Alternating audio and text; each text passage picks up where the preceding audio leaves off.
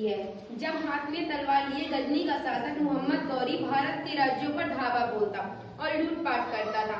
वो चाहता था कि गजनी एक धनी देश बने और हिंदुस्तान की तरह सोने की चिड़िया कहलाए। अब उसकी निगाहें दिल्ली पर टिकी थी। हाँ, वही दिल्ली जिसके सिंहासन पर पृथ्वीराज चौहान विराजमान थे। वे बहुत वीर और युद्ध कला में निपुण थे। शब्दभेद तीरंदाजी में वे तो माहिर थे और वह अपने सैनिकों के साथ मिलकर दिल्ली में हमला करने की योजना बनाता है और हमला कर देता है।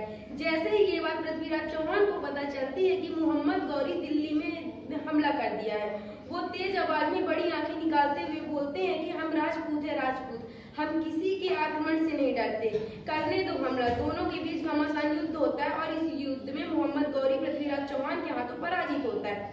तभी मोहम्मद गौरी पृथ्वीराज चौहान के सामने नजर झुकाए हुए माफी की भीख मांगता है और कहता है कि मैंने सुना है कि हिंदुस्तान के सुल्तान तो दुश्मनों को भी माफ करने का हुनर रखते हैं, तो क्या आप मुझे एक बार माफ नहीं करेंगे? पृथ्वीराज चौहान उसे माफ कर देते हैं।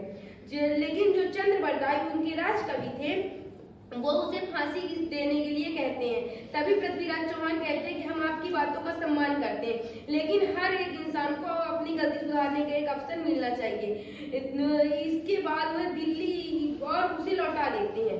दिल्ली को वह वहां लौट कर जाने के बाद दिल्ली में बैठा बैठा योजनाएं बनाता रहता है। तभी वह पृथ्वीराज की पत्नी के पिता जयचंद, जो पृथ्वीराज को अपमानित करने का अवसर ढूंढते रहते हैं, उनके साथ मोहम्मद गौरी मिलकर पृथ्वीराज चौहान के शासन को हड़पने के लिए दिल्ली में आक्रमण कर देता है।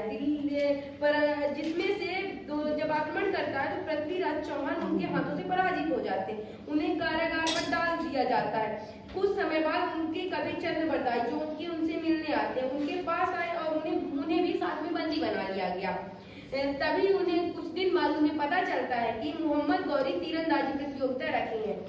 जब उन्हें यह बात पता चलती है तो पृथ्वीराज चौहान के राज कवि चंद्र बरदाई उसके पास मोहम्मद गौरी के पास जाते हैं और बोलते हैं, और तभी वहां जाकर वो बोलते हैं कि मेरे महाराज भी तीरंदाजी प्रतियोगिता में भाग लेना चाहते हैं, लेकिन उनकी आंखों को मसाल से पहले ही जला दिया जाता था, इसीलिए जला दिया गया था। तभी मोहम्मद गौरी बोलता है कि इनकी वो अंधा क्या करेगा। वो बोलते हैं कि आप ये मत भूलिए कि आपको एक अवसर हम भी दिए थे, तो हमें भी एक अवसर मिलना चाहिए। वो बोले ठीक है। तभी जब वहाँ प्रतियोगिता शुरू होती है तो जो उनके राज कवि और पृथ्वीराज चौहान दोनों ये लोग साथ में खड़े होते हैं और वह बोलते हैं मोहम्मद गौरी से कि आपको तीन बार बोलना होगा, आपको 3 बार उसमें देना होगा। तो वो बोलता है ठीक है। फिर वो बोलते हैं प्रतियोगिता चालू कर। तभी चंद्र बरदाई उन्हें अपनी कविताओं के माध्यम से मदद करते हुए बोलते हैं कि हे पृथ्वीराज, कमान बांध है अंतिम अवसर यही, एक बाण से लक्ष्य भेद कर मत चुके चौहान। 4, 20, 24 गज अंगुल प्रमाण, ता ऊपर सुल्तान है मत चुके चौहान। इतना सुनते ही पृथ्वीराज चौहान आंखों में पट्टी बांधे हुए उनकी ओर निशाना साधकर तीर मार देते हैं, जिससे मोहम्मद गौरी की मृत्यु हो जाती है। उसके तुरंत पश्चात चंद्र बरदाई पहले तो पृथ्वीराज चौहान को मारते हैं और खुद मर जाते हैं, क्योंकि उन्होंने पहले ही तय कर रखा था कि जैसे ही हम